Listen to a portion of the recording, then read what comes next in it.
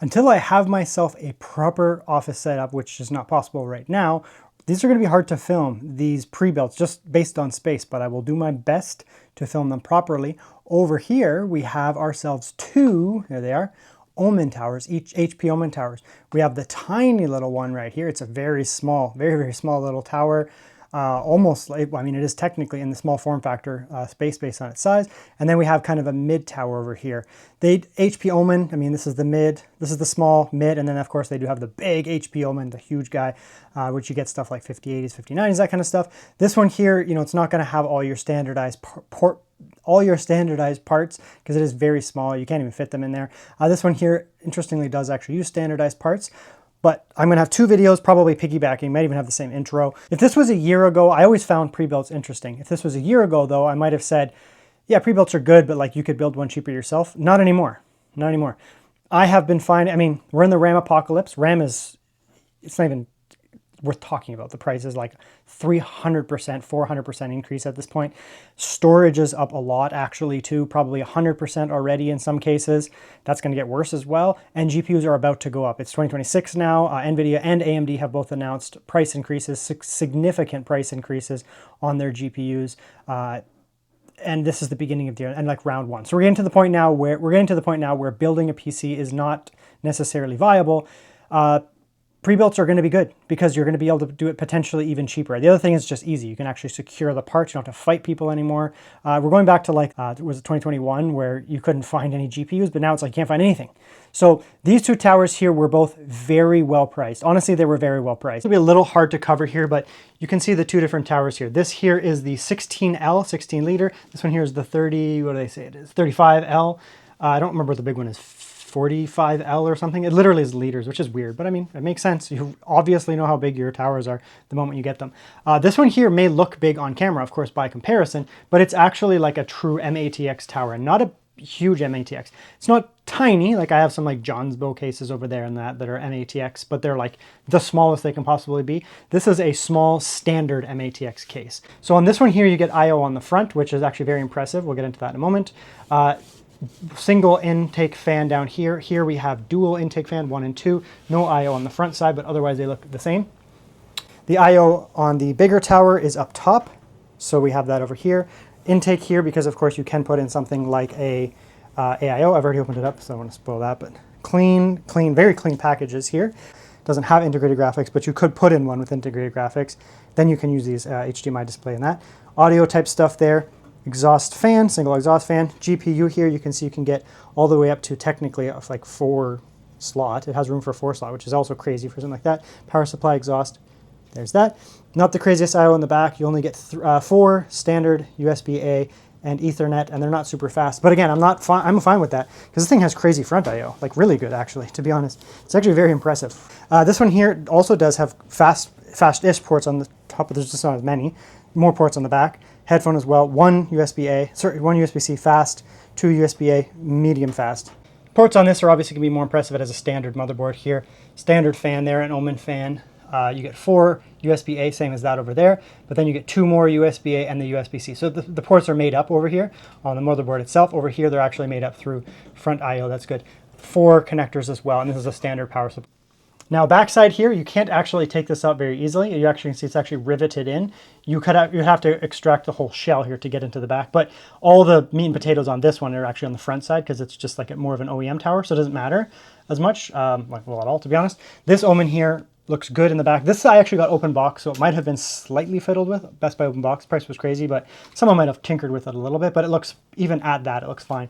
You know, the wires are locked down, no problems there. You have your hub there for RGB hub, like with actually a ton of options there. It's kind of impressive. SATA connector SATA power for the USB hub there. Extra stuff here, right? There's a SATA cable there if you want to hook up a hard drive or NVMe. Hard drive or SSD, 2.5-inch SSD, you could put it here or something like that. Or you could go under there. There's a hard drive slot down there. You can go under there. But let's look at the insides now. I'm going to show this very much with the side panel on because it's incredibly hard to film with that giant glass there. It just totally screws up the filming and it's all reflective, but it does look very nice. So you have this this kind of ceramic almost coating there, a little bit of a black bezel there, and a glass panel. When it's on, it'll look fantastic, but most of the time now I'm going to take this off because it's incredibly hard to film glass on camera with reflective lights and stuff like. Okay, so let's have a look inside here. We'll get like down to the nitty gritty of them in a moment, but just kind of a more of a comparison here. You can see the Omen, once it's open, is very open. You even get access to the power supply and that down there. It's hidden when you have the side on. You can't see it because there's that band down there. Nice crossbar here for stabilization. Part of it just looks nice. Stabilization of the whole chassis, and it allows the GPU to ship without being damaged because it's got a brace in there. That's fantastic. And this is metal, so that thing's not going anywhere. They don't need to do too much in terms of shipping it. You can pretty much just ship it as is. This is pretty sturdy in there. You know, they could do like a little bit here and there to strengthen it a bit, but overall they could pretty much just ship it as is. And so just at face value, we don't need to do much more, but you can see, you know, I'll break this down much more, but you can see on this one here, you have a standard MATX motherboard here, 2 RAM, yada, yada, just an MATX motherboard. So, you know, something ever goes wrong on this board down the road, something, you know, breaks or whatever, you can just take it out and put in a new one. It's a standard power connector. Everything's standard. So you can just swap it out. You can put in a different CPU, or you can take the whole motherboard out. So nothing proprietary in this one that I can see. You get this nice little kind of alcove here where the wires come out of this like metal piece here. Kind of just hides it so you can run them nicely. It's a small case, so it just allows it to be pretty discreet. Looks nice. Totally different design language over here on this Omen. Of course, this is way smaller. I guess, could you physically fit an MATX motherboard in here? I don't think you could. Like even in terms of space, I guess you could theoretically, but it's not. It's a proprietary motherboard, so you can see it's horizontal this way here. A little bit different there. That's fine. I'm okay with it because of the way this case is. A more almost like I'd call them like, you know, like your grandma's computer, your dad's computer, just kind of like, you know, that standard business or home use tower. And a lot of these companies then adapt that towards gaming. So they use, you know, they don't have like crazy VRMs and all that kind of stuff here and full upgradability, but what they do have is, you know, general upgradability within that ecosystem, and, you know, good parts overall. Generally will have pretty good airflow, all that kind of stuff, but not meant to be fully upgraded. This one here is quite standard, and so far as it is literally standard. I don't know, like these aren't, you know, like other brands. Not like this is an MSI motherboard or something like that. Might be made by them, who knows? But these are standardized shapes and parts and things like that. So, okay, so here is a look inside. We will go along and we will take some of this out. I don't need to excommunicate the whole thing. We'll just take some of it out, just the stuff that's interesting.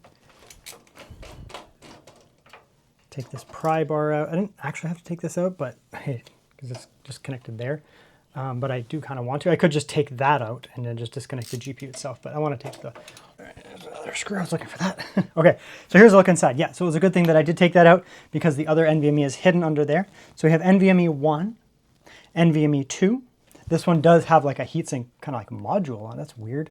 Oh, it's just a piece of plastic. Okay, or metal or something. Yeah, just a little piece of plastic. Just whatever. Doesn't. I guess that wouldn't really be a heat soak. Just a giant pad under there to keep it from getting crushed, essentially. So you can use that later. You can just leave it. So you have upgradable dual NVMe there. Very good. Upgradable. Wi-Fi here is upgradable as well. Easily accessible. There isn't any big antenna, but they do run the cables throughout. And I haven't noticed any Wi-Fi issues. It doesn't have a big sit on the back antenna, so it won't be probably as good as those, but otherwise fine. And you also do have dual SATA. So you end up being able to put in 4 drives into the system. 1, 2, 3, 4. You can put in 2 hard drives, or you can put in a SATA SSD. That's fantastic. There is some type of PCI thing down here. I don't know what the speed of it is. PCI 4 times. So you could actually put an NVMe riser card in, and the GPU had more than enough room. So you can actually get more storage, and there's enough room with the GPU, no problem. If you put in a hefty, like thick GPU, there's actually 4 slots here. The power supply, like I said, is a standard ATX power supply and a standard ATX connector. So that's just normal CPU. So later down the road, this GPU isn't pulling crazy amounts of power, and the system generally isn't. So they didn't put in, you know, necessarily the beefiest GPU power supply here. But if you did later down the road want to beef up your power supply, you can just take this out and put in a bigger one. In which case, maybe you could put in a much bigger, you know, 3 slot. I mean, you could fit a really big GPU in here. So it is an HP branded PSU. I'm not sure if they physically make it, but 80 plus gold. Love to see that. Wattage is 600 watts. Honestly, that's a lot for this system. 4060 Ti with a 8700G, it doesn't even need close to that many watts. So this thing has actually a lot of overhead to upgrade later, so you wouldn't necessarily need to. So good upgradability in terms of storage. RAM, you have 2 sticks of Kingston Fury. Let's take this out and have a look at it. There's a slot for 4. It's nice that they do ship these with 2. Fury Beast, this stuff's worth like a house now. 8, so 16 gigabytes times 2. Very good. So good there. This is not the most expensive system, not the most expensive configuration, but you could add in later. Technically, if you don't mind too much about a little bit of latency, you could add in another 8 and 8. Otherwise, what else do we have? That's pretty much it, right? We have a decent number of fan headers, so you could add more. If you wanted to put fans up top, it is standard mounting under here. Just lean that. You can see it's standard, 120 millimeter. You could also do smaller as well. So that's good. 1 fan, 2 fan below Aaron. This one's going to feed into the CPU out the back. This one's going to feed into the GPU and out the back. So you don't really need to add any more fans. This thing should, in theory, run, well, it'll run crazy cool with this thing, a 4060.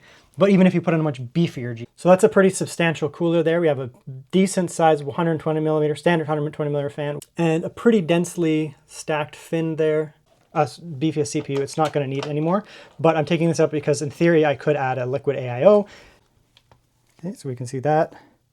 It's a 4 heat pipe, copper exposed, not smoothed down or anything, but it'll be just fine. Very nice. It has a bracket there, mounting bracket, just to make it fit. Here we go. Here's a cooler. This would be probably almost the exact same cooler. This might actually be a downgrade technically. This Hyper 212 Elite. It has significantly less fin density, so I think this would actually be a downgrade. But I just want to see. This is just a standard part, so I just want to see what we got for size here. Let's see. Yeah, so that's interesting. So it actually does have the standard. This bracket thing is non-standard. This is a non-standard bracket, but the actual motherboard is standard. Like you can see, this is the AM5, and it just fits right in there. Oh, backwards. It just fits right in there. So that's a standard thing. This bracket allows this weird thing to fit. This might be like an adopted part from different systems. And so HP is like, well, we're going to use the same cooler. We're going to use it on the high-end Omen and maybe the smaller Omen, yada, yada, yada. Why make a whole new part that you don't need to do that when you can just make a little bracket? So fully standard part. I think this is like an Intel layout here, right? So you can put in an Intel Core Ultra or something like that, which is taller, or it might be the 14 gen, 13 gen, I'm not sure. So this is a standard Intel layout, but it comes with an adapter. So you can just slot in an AM5 cooler without any issues whatsoever. So you can just upgrade that with liquid cooling, a better air cooler, whatever. This thing looks pretty good anyways. But you could also salvage this. You could take this off, put this in an Intel machine, or use that bracket to put this into a AMD machine. I guess, in theory, you could do that. So with that out, everything looks good, right? It's a really nice standard looking system. Everything is standard, standard, standard. I have found this myself, that Dell makes very good OEM. They all look the same. So I've tested tons of GPUs and they're all good. Gamers Nexus has also torn these down and agreed with me and said they were very good, or I agreed with them. Although I think we kind of came to that conclusion at the same time. Okay, and there we are. It looks quite nice, honestly. Very, very, very nice from the front. Very, very, very nice from the side. We can come over here. All right, nice blue lights there. You can get, they're RGB, you can change them. They don't have to be blue. There's the all black version of this, which would be, you wouldn't have the white, but it looks similar otherwise. 2 large fans in the front there. That looks really nice, actually. The 140 millimeter fans there. Blue on the inside. Again, it's RGB, so it just is blue right now, but you can change it.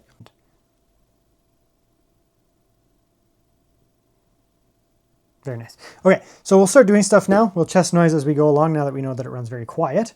And we'll show you guys the software and stuff and all this kind of thing. So we have HP Support Assistant here. This is very important software. You don't want to get rid of this. This is where you can get warranty stuff. This is under warranty. I don't want to show all my serial number and all that kind of stuff, but this is under warranty. You can get support here. Importantly though, you can come in here and you can go to updates. And then in here, you get hardware level updates. Windows can update some of this stuff. Like these Realtek and that kind of stuff. I generally don't want Windows to update any of my hardware drivers because it can totally bork them.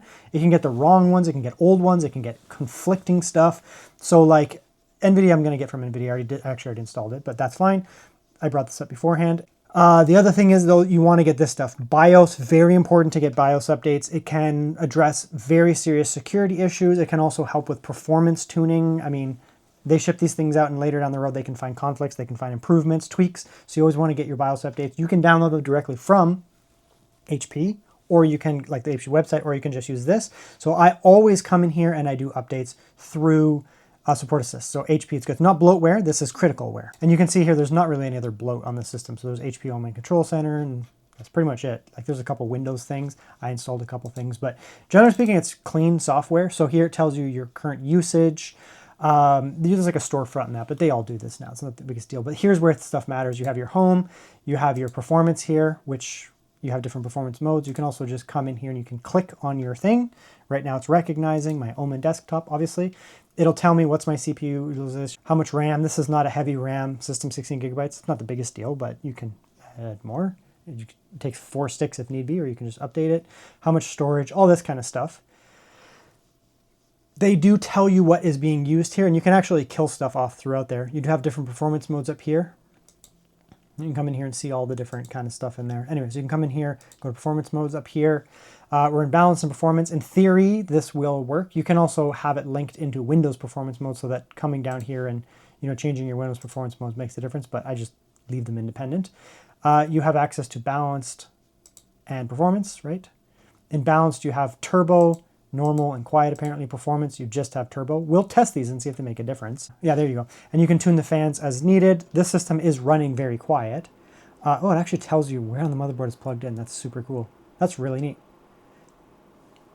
Yeah, and that made the fans go crazy, obviously, because it wasn't in automatic mode, so the RPM was way up. They tell you which port on your system is being plugged in. So if you tweak them, you don't have to be like, what one is system 1? It tells you explicitly which one you're affecting here with these sliders. That's really well done. That is exceptionally well done. Good job, HP. That's very impressive. Your GPU, all that kind of stuff. I'm very happy with that. We'll set it to auto. I just want to see what it does with auto. Performance and balanced will come through there. And then, of course, we can play with it. Right now, the auto is very good because it's silent, right? And then when you do stuff, it gets noisier. We'll see how well it keeps it cool, what the noise is like, all that kind of stuff. Of course, right, this CPU should have no problem being cooled by such a very robust air cooler. If you then add more CPU, you may want to eventually update the cooler, potentially. You may want to. See like this here. So it's coming here. Idle here, it's super cool. 40-ish, below 30 on the CPU, SoC, and APU. And this thing has an APU. It's an 8700G, not F. I might have said F at some point, but it's a G. Yeah, it's running super cool. Idle watts are low here, which is nice, 17 to 15, 15 to 17. So really cool here. Like sub 40 is the highest there, and sub 30, generally speaking. That's very impressive. I love to see that. RAM cool, SSD's cool. Yeah, everything's nice and cool. I mean, it's a big 144 millimeter case, fan with 104 millimeter fans on the front here. Let's go like that. And it's just pushing air through the system. So you have very large fans here, even at idle where they're running quiet, pushing large amounts of air through the system, and nothing is going to run hot. This is an airflow case. That's what it's designed to do. It's designed to have airflow. So it should run nice and cool. Okay, so let's come in here. We're on that performance, or turbo, I guess turbo/performance. That's fine. Let's see what we can get here. I don't actually expect much variance on the performance modes and that with the CPU, because this isn't a high wattage CPU in the first place. If you added, if you took this apart and you added in a 9900X or 9950X or something that has many more cores, higher wattage overhead, all that kind of stuff, it will then get hotter, so you have more to play with here, but I just suspect really not much. So an immediate wattage dump there of 87, which is, to be honest, nothing for an air cooler. A lot of these air coolers are rated for, they say like 120 to 150 watts is how they're rated. So 87 is nothing. There's no sound at all yet.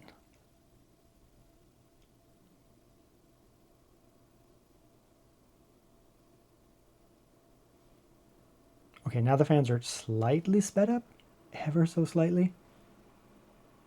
There we go. Now they're actually going. Still really quiet. Like this desk, this would not bother me on the desk.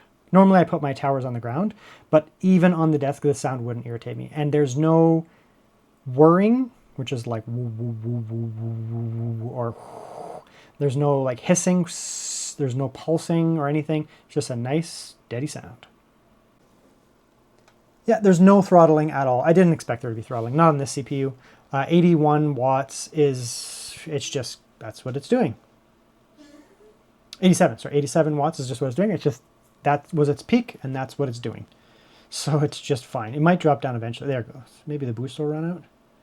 Nope, it's just restarted. So yep, it's able to sustain its full load, obviously. Like it's able to sustain its full watts under full load without any issues whatsoever. It's an 8700G, not the most powerful CPU, with a big ass air cooler on it, right? You don't even need a bigger air cooler. It's not remotely getting close to throttling. AIO would not be necessary on this CPU. We should have like 17 or 18 over here. Yeah, 17,280. That's exactly what we'd expect out of an 8700G. So I'm not really benchmarking the 8700G. You can look up, probably Gamers Nexus would be a good one, or Hardware Unboxed if you want like comparative gaming things. Generally speaking, in gaming, especially at 1440p and 4K, this thing is going to fly. At 1080p, it will be fine. With a 4060 Ti, it will be nothing. It's not going to have any problems. If you put in a beefier, like a 5070 Ti or something, at 1080p, you may want to increase the GPU. The CPU. Put in a 9700X or something like that, 7700X. But at this type of level, it's not going to be a problem, to be honest. So still at turbo, will come down to normal. I don't think it's going to make a difference, but maybe. I mean, the CPU is not trying. It got quieter, I guess. But the watts are the same. 87. Yeah, it slightly changed the fan profiles, all that it did. For fans, this chip doesn't need to decrease its watts because the cooling at that level with this lower fan profile is up to the task. It's just an 8700G. So I would probably run this thing in quiet mode all the time if you have this chip, if you get this exact iteration here, because, now this is shocking, the wattages didn't change. The wattages were at 87 under performance mode, the wattages were at 87 under silent mode. So in theory, it will make absolutely no difference in terms of impacting the performance at all. So it'll just be a quieter system. So that's great. But if you increase your CPU, so if you come in here, you take your CPU out of your system, you put in a beefier CPU. So I have, it's really far away. I'm reaching it. It's not actually in this box, but I have, for example, a 9950X3D. I don't see it on here, but the 9950X3D is on here somewhere. Yeah, there it is. 9950X3D. If I put this in here or something like this, it's a much hotter chip. You can run it in eco mode, but you know it can go 150 watts easily, 200 watts easily. Then you might find that the quiet mode, it'll run quiet, but it'll also be throttling. Like it will not be able to maintain these really nice temperatures in that scenario. So then you would have to put it up to turbo, or you would go into manual. Okay, so we've been running here in Cyberpunk for, I don't know, 10 to 15 minutes, something like that. What I really wanted to do is just look at the temperatures. We're not looking at necessarily the game performance at this point, but we're just going to get the temperatures. So let's come out here. We are at 4K, which is a lot for a 4060 Ti, but we do have medium presets and some scaling, and it's doing just fine. VRAM is okay. That's primarily what I needed to do there, but it's not. That's not about this specific performance of this GPU. Obviously, the 4060 Ti is going to be totally fine as long as you can keep the VRAM down. It's a good GPU, but 4060 Ti temperature, 73 degrees up there. Right? Not running hot at all, despite the fact that it's just ripping. 4060 Ti usage, obviously 100%. Power on the GPU is pulling a lot, 150, 160, no thermal issues. The GPU, CPU there, 73 degrees, no problems there either. And it's at a reasonably high usage, 32%, pulling 60 watts. Performance is good. So yeah, it's been about 10 minutes of just sitting here and the temperature's not changing. Okay, so it's been running for 10 minutes or so on performance mode. GPU should theoretically be around the same, because it's just going to evacuate heat. It's kind of the same. These little VRMs back here, I mean, they're a little cooler, a couple degrees cooler actually too. All right, very good. So again, the silent mode is totally fine for this configuration. because it's just not hot component. So let's see where we can get here. Oh, and the reason that I'm testing Cyberpunk is because it hits the CPU and the GPU.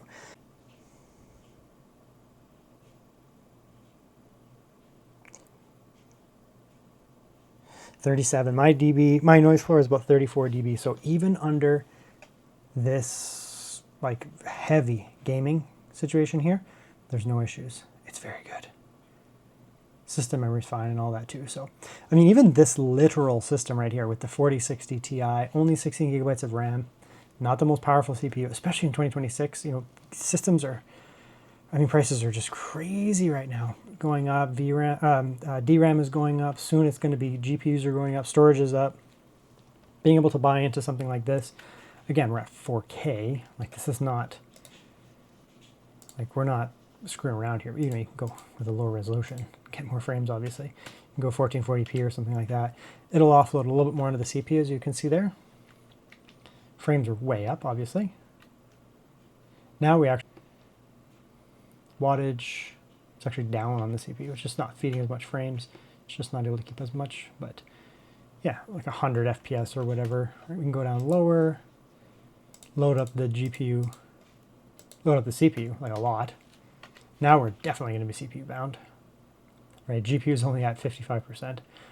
But again, you could just put in a beefier CPU. This system here, you'd be better off playing games that are not as monstrous as this at lower resolutions. You know, you could potentially turn up the settings so that you're hitting the GPU heavier at 1080p. So rather than going like that, you know, then you turn up the settings like that. Boom. So you go like, oh, just do 1080p Ultra then instead, right? And then you load up the GPU again. So yeah, and 1080p Ultra native 75. You can use some scaling, play around with stuff, but obviously it's gonna be quite good.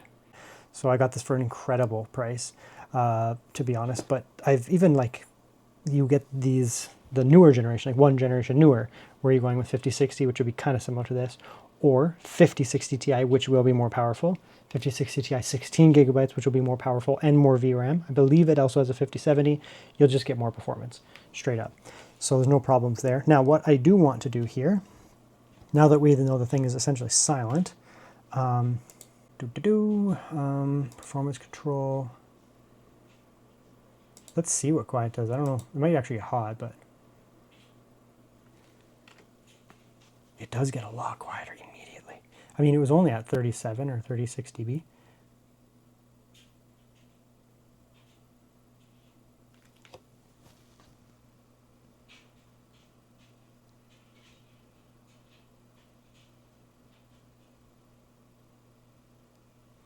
So at this point now we're looking at like 34. I can't hear it. There's actually like down the hall, someone's running the dryer. And I can hear that kind of bouncing around out there a little bit. By the way, whenever this guy talks, Kurt Hansen, it screws up your FPS. So if you're ever watching my benchmark and I'm not paying attention, whenever this guy talks, it screws up your FPS. Watch this. 54, when he's talking, as soon as he gets up, it'll go up. Watch this. I actually reported it to one of the devs of the game. Boop. Huge performance jump. So that's why I like to do real world benchmarks. Anyways, so yeah, it's completely silent now. Okay, so here's the system. We're in silent mode, so notice you can't see any temperature there because it's pulling cold air. And we're in silent mode. I'm letting it run for a little while, see if it can get hot inside. You can see where the heat is literally coming out the back, right? Okay, so let's come in here. I'll just open it quickly. I've been letting it run, and we'll see if there's any temperature issues right away, because it'll obviously change heat right away. So let's open that up and see what's inside. Boom. Okay, are there any hot spots? On silent. GPU, other than the actual radiators, a 73, that's nothing. VRMs at around 60-ish plus minus, not bad at all. RAM, very cool. Yeah, what's down there? Oh, that's the back of the GPU. There's a little VRM thing there, I'm not sure what it is. 51, I mean, technically that's not that hot. Not bad. Let's find that SSD. Look, the SSD is so cool, I can't even see it on the camera. It's right like that, right above the GPU is the SSD, and it's not even hitting 50 degrees. The silent mode is totally fine for this configuration because it's just not hot components. But like I said, if you buy this with beefier components or you upgrade it yourself down the road, then you may want to add generally speaking, or then you may want to run it in a higher performance mode that suits you. But at this point, it's just extra sound. You might as well run it silent because it's basically silent and the performance is excellent. And it's about 24 degrees, as I said, in this room, so it's doing great. You know what? I figure if we're going to do an upgrade, let's do it on camera. So here is a 5070 Ti, smaller 5070 Ti, MSI Inspire, very nice little GPU. Shouldn't be too big. I think will be okay. I'm not sure if this will have to come out. It might.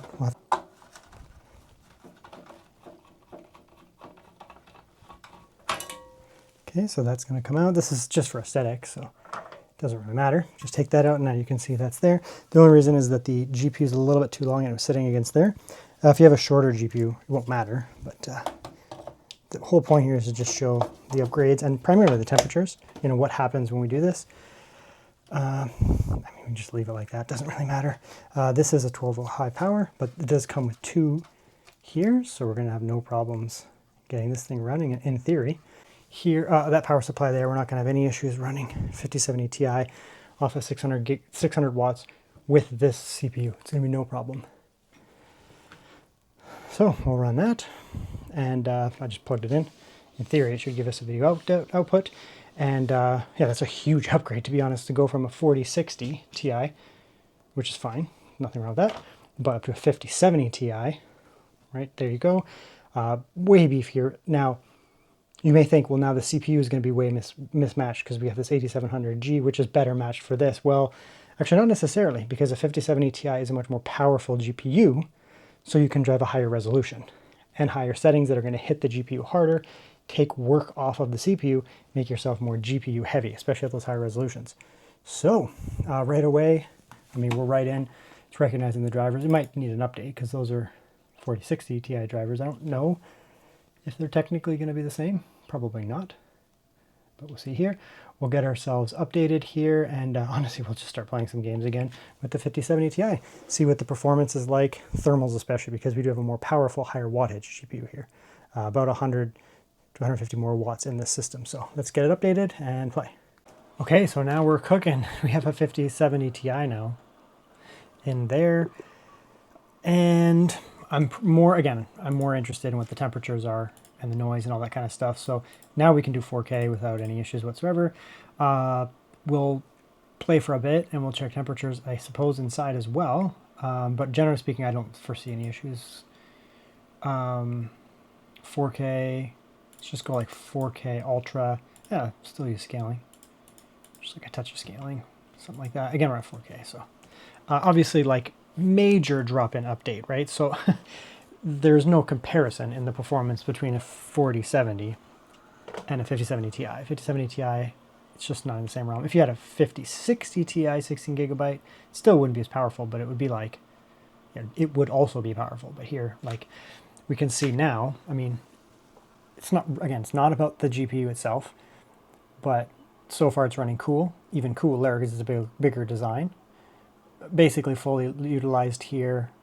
The GPU power is much higher as well, so it's 130 watts higher. The CPU is doing what it needs to do. We're at a higher resolution, so it's not going to be CPU bound. As you can see, the GPU is maxing out. And obviously, very high performance here, Ultra 4K, with some scaling. But so we'll play for a minute here. We'll check the temperatures. I don't expect there'll be any CPU or any GPU temperature issues or CPU. Yes, this GPU will produce more heat into the case. Like this is a bigger GPU, so it is producing another 140 watts of heat that then goes into the case that the CPU is potentially sucking up and evacuating out. But because it's such a front to back system, all the heat is going in here and immediately getting pulled out, right? So it's a pretty substantial drop-in upgrade. Let's let it run for a minute. I don't see any thermal issues here at all. It's already been running for a while, right? So there's no thermal issues here under performance mode. The noise is basically exactly the same.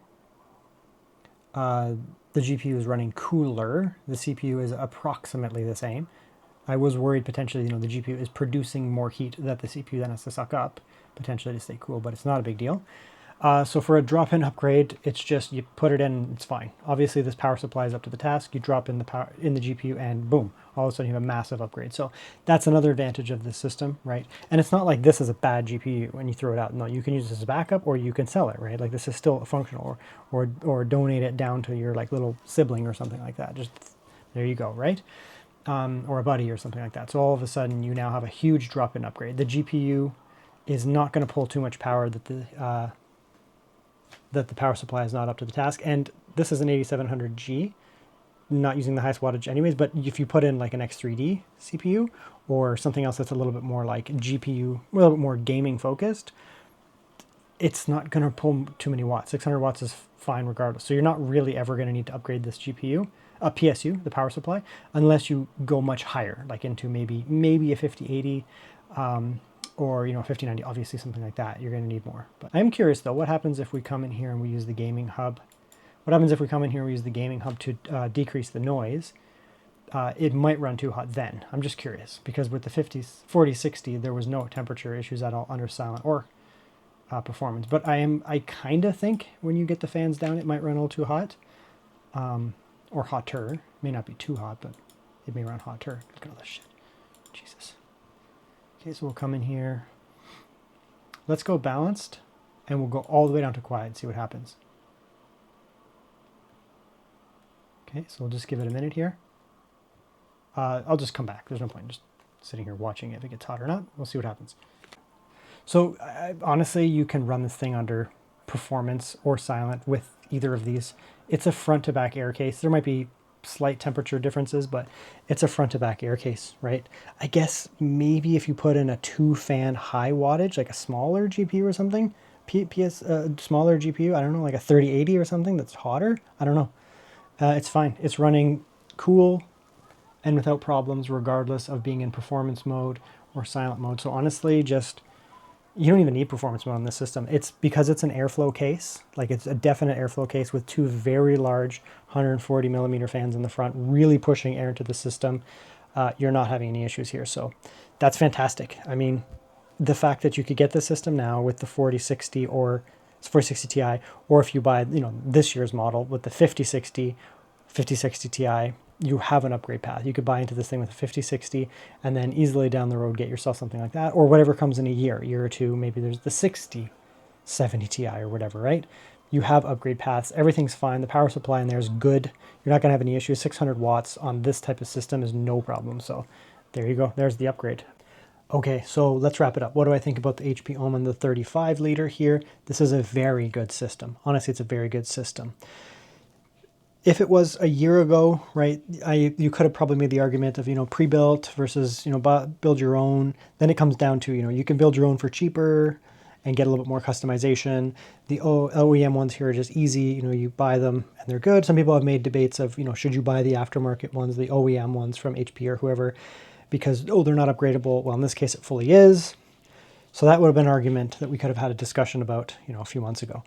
It's 2026. That's no longer a point anymore because parts are so effing expensive, to be honest. They cost a fortune to buy anything that, because you're going to have to buy RAM and you're going to have to buy storage is up a lot. RAM is astronomical and GPUs are going to be going up. So the new meta, I'm thinking, honestly, is going to be to buy these pre-builts because these guys they're still paying a lot for RAM and storage and GPUs, especially RAM, but they can get it directly from the source. So it's easier for them because there's one less middleman, right? There's just one singular less middleman for you to deal with. They just go through that and it could potentially bring costs down. So I've been seeing these pre-builts, honestly, not changing prices too much. They're up a bit, but not a ton. Whereas to build your own, it's skyrocketed. Prices are skyrocketing. So I actually think that in 2026, pre-builts are going to be kind of where it's at. Kind of like what we had, in 2021 when it was so hard to get GPUs. Everything was like really inflated. A lot of people were getting pre-builts because it was the only way to get things in general, but also the only way to get things for a good price. And then, the market cooled down and pre-builts were fine. They were still good value for people, especially if, you didn't want to build your own thing. You didn't know what you're doing. You could get them. You might pay a slight premium over building on your own, but they were always like fine. But nowadays, I think it's the opposite. Like not only do you get a system that's ready to rumble right now, you just plug it in, turn it on, you get a coherent warranty, one singular warranty for the whole package. So all that's super compelling for a lot of people. But you also have the fact that the product itself is probably cheaper than building it on your own, or at least the same. There's no longer a huge price savings by building it on your own. So that's a big factor here. So I really think that these pre-builts are going to take off. Like I said, right, this is a good system here. It's really reflective, but it's a good system here. You get good RAM, Kingston Fury, good RAM. Motherboard is their own brand. It's branded, but it's their own brand. And it's a standard MATX motherboard, so that's fine. CPU socket, fine. Mounting, fine. Everything's standard. Standard. Power supply, everything is standard. So you can buy into the system today with whatever specification that you want. It's going to run amazing right off the bat. You're going to get it, and it's going to work, and you're going to have a good time. You're going to be playing games. You're going to be cooking right away. The performance is excellent. The thermal performance is excellent. Everything is great. One singular coherent warranty. So if anything goes wrong on the system, you don't have to figure out, oh, is this wrong, or is this wrong, or is this wrong, is this wrong? You just warranty the whole system. For a lot of people, that can be very compelling. Then, it's 2026 right now. Maybe a year later, the market starts to cool down a little bit here. And maybe 2 years, this thing, you don't need to upgrade it that fast. Maybe a couple of years down the road, 2 or 3 years down the road, things are starting to cool off and you're like, all right, well, the GPU, whatever, I had a 5060 Ti at that time. It's great, but it's not quite cutting it in the most recent games or whatever, or something in 2027, 2028. So you're like, you know what, let's upgrade it. Well, everything's standard, right?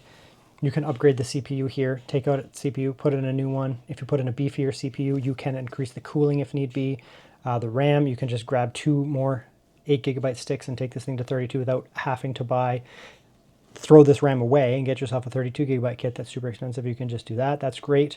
You can upgrade the power supply. Everything is standard. Everything is standard. The fans are standard. Everything is standard. So you could upgrade it now if you wanted, or you could use it for now, and then down the road, few years down the road, whatever, you want to start upgrading stuff, take these parts out. You can upgrade everything in here as you go with standard parts, which also means that the parts that you don't need anymore, you can put in an older system, give them to a sibling or something, or sell them. So I like this system a lot. It gets a recommend from me, especially in this market with prices up.